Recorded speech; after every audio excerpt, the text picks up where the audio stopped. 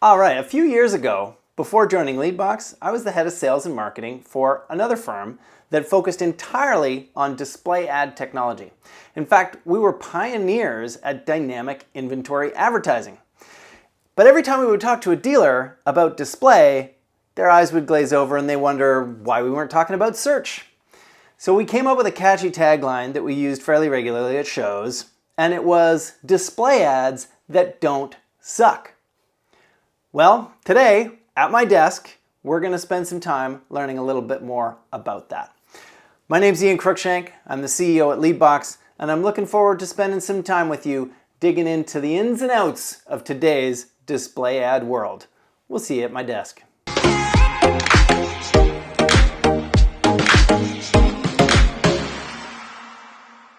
So before we get into all this display and how to and all that kind of fun stuff, let's level set with what display is today, right? It used to be, and if you've been at this for a long time, I've been at this for more than 20 years, selling and working with digital advertising and display ads.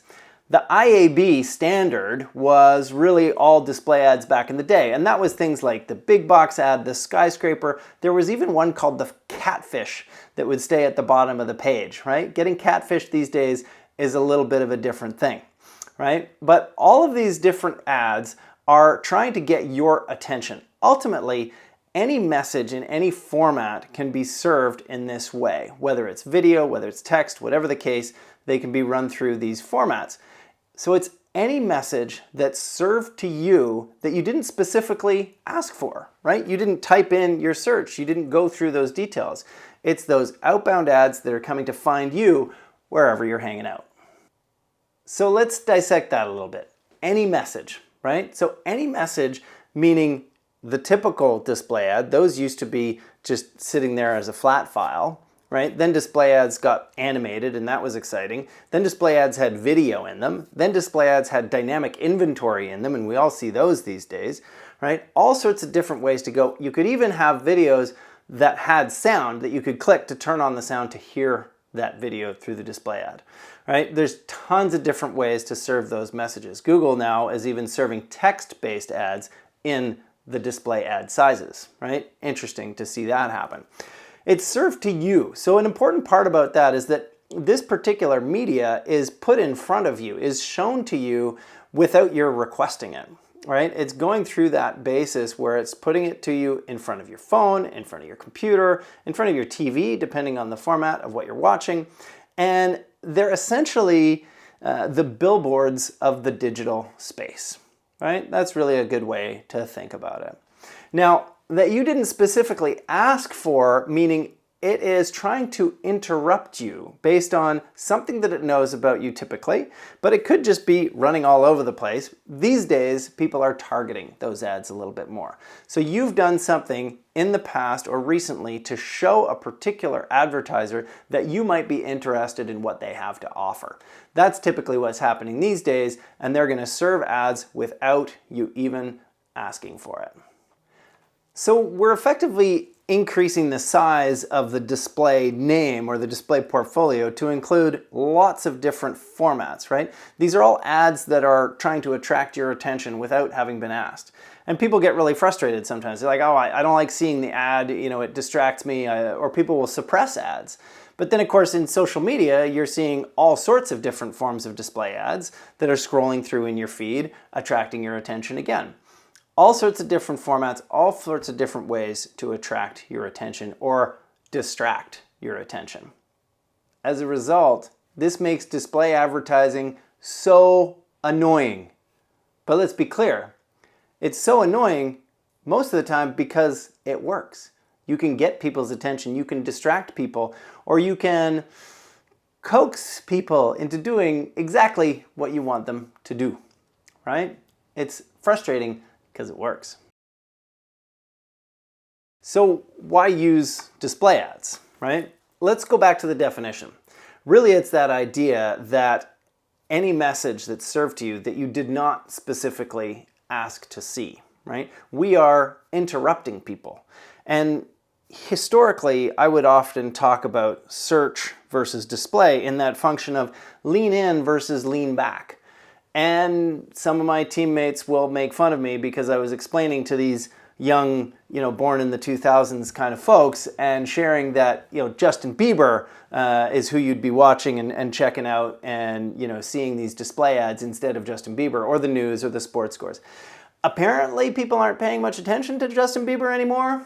Now it's a little more like Drake and Kendrick Lamar and, all the others are they're getting in each other's way or whatever it is. I don't know. I can't keep track, nor do I care to. It's all good. So the last part is that, you didn't specifically ask to see it, and that's really the magical part of display. It is an intentional, from the advertiser, interruption into the buyer's day. We're trying to introduce them to something new, something interesting. And that's really the power of it, is it's to introduce or remind or help someone to understand what's available at your particular retail location. Could be relative to service or sales or whatever it is, just relative to something that that consumer may not be thinking about at the time.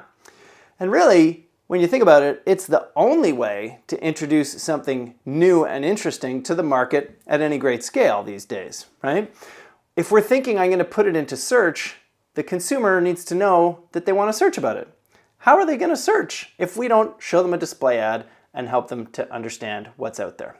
So for this purpose of raising awareness, helping people to understand new products, helping people to see something new, display ads definitely do not suck. So let's break it into marketing terms. Really what you're doing with a display ad is you're raising awareness of your product, or you are helping to generate demand for something that currently isn't being demanded, right? We're trying to increase people's awareness, people's interest in that particular product. In this vast ocean of constant information and bombardment that we're getting on the internet, and it is constant, folks, there's no doubt about it. The goal of that ad isn't even necessarily to sell the consumer right away, right? And that's one of the real confusing parts that troubles folks when they're trying to use display, is that, it didn't generate the lead, it didn't generate the sale. Well, there's parts of the puzzle, right? We want to put those parts together to achieve our goal. And that's really the beauty of interrupting someone in their day to share something new about your business or a product that you have to offer. So let's get into some use cases for our dealerships, right? For you at the store, how are you going to use, when are you going to use display advertising? There's lots of great opportunities, right? Consider a new special offer, right? You've got a service special. Maybe you're doing tires at cost. We did a lot of that recently, right? Tires at cost is a great thing to put on a display ad. Who's going to search tires at cost? No one, until they know that you're offering that, right? That's a display ad. You decided that you're moving or you're opening a new location.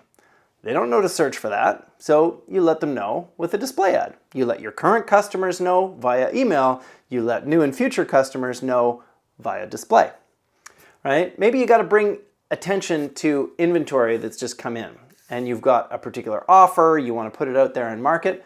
Another great place to use display ads. In this case, you can use dynamic inventory display ads, right? Being able to specifically key to the units that you've got available in market.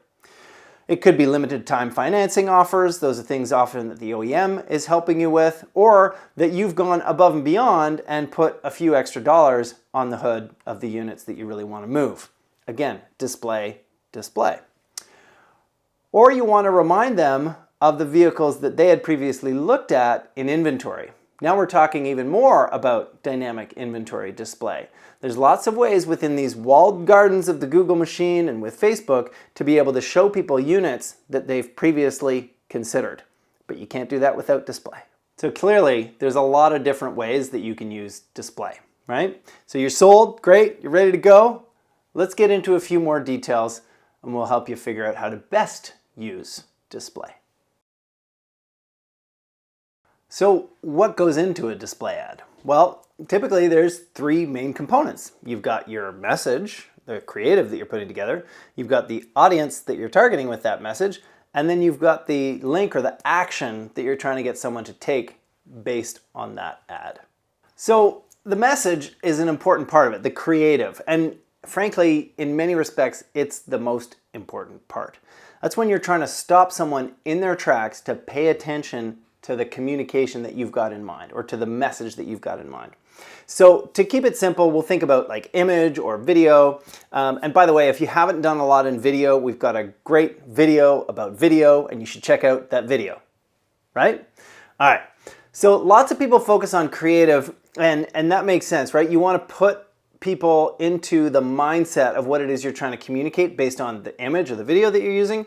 And let's just talk about image first, right? Say you're putting an image in and you've got images of the vehicles that you're referring to and simple messaging relative to what's important to them. When we're talking about that messaging, remember, they need to be able to take it in super quick, like 3 seconds or less. I like to talk about when you're driving down the highway and you see a billboard, right? When you're on the highway and you see a billboard, you're not going to get more than 7 words off that billboard, right? So make sure it's clean, clear, crisp, and easy to understand, right? Too often we encounter these situations where people are trying to put too much into the ad, and unfortunately it just dilutes the value of it. So remember, you don't always need the words to create the message. You can pair it with the imaging, right? For example, you're trying to promote that this new Porsche GT3 is launching, and it's launching late in November. Right? When it's coming out late in November, you don't necessarily need to show much of the vehicle. Maybe you just got a silhouette of it and it's nice and dark. And then you communicate that message that it's going to be unveiled in late November, right? There's not much more that a Porsche enthusiast needs to see to want to click on that ad and see more details of how they're going to be able to be a part of that unveiling, right? Of course, that message too needs to be targeted to the right folks. We'll talk more about that. All right, so you've got a great piece of creative, you're excited about how it looks, and now you want to target the right people. Fortunately, in the lion's share of the available platforms, there is a ton of targeting opportunity. And really, it's that targeting that's going to give you the most success with your ad, right? If I take that Porsche ad that we talked about and I put it out over the web, like just for everybody to see, run of sight we used to call it, when you're running it all over the different websites that you want to run on, well, you're not going to get the attention from the folks that are most important. So you want to target in to those different people, right? So you pick the folks that are most relative to the creative and you start to dissect. Consider an example where you're marketing a CRV, right? Honda CRV, you're marketing it to maybe a young and expanding family, or maybe outdoor enthusiast that's in that affordability range and they want to be able to get out back and enjoy some of the four-wheel drive capabilities, right? Those are the ways that you then target that information. And one of the most important things to keep in mind, and oftentimes we find ourselves helping our dealer partners with this, is that they say, oh, I want to promote the CRV, the Civic, and the Ridgeline, and I want them all in the same ad. Unfortunately, that's not going to be super beneficial. You're going to want to break those into 3 separate campaigns, and not because the vehicles don't look good together side by side. It's really because you can individually target the intenders for those specific vehicles, the potential buyers in market for those specific vehicles. So you really want to make sure you segment that out.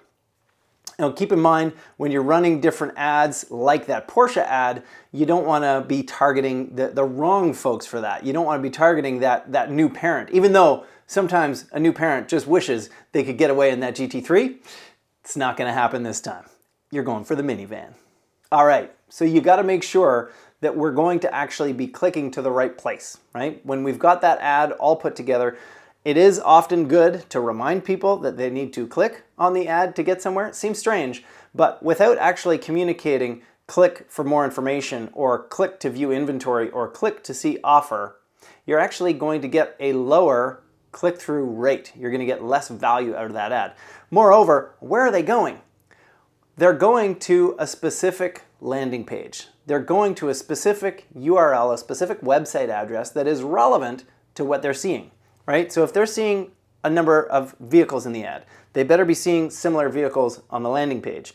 If they're seeing a special offer, they better be seeing that special offer on the landing page. These are all really important factors of making sure you're going to get the most out of your ad campaign. If they're clicking to somewhere that is in any way strange or odd or disconnected from where they expect to be going, you're definitely going to lose traction. All right, now it comes down to measuring. measuring your success.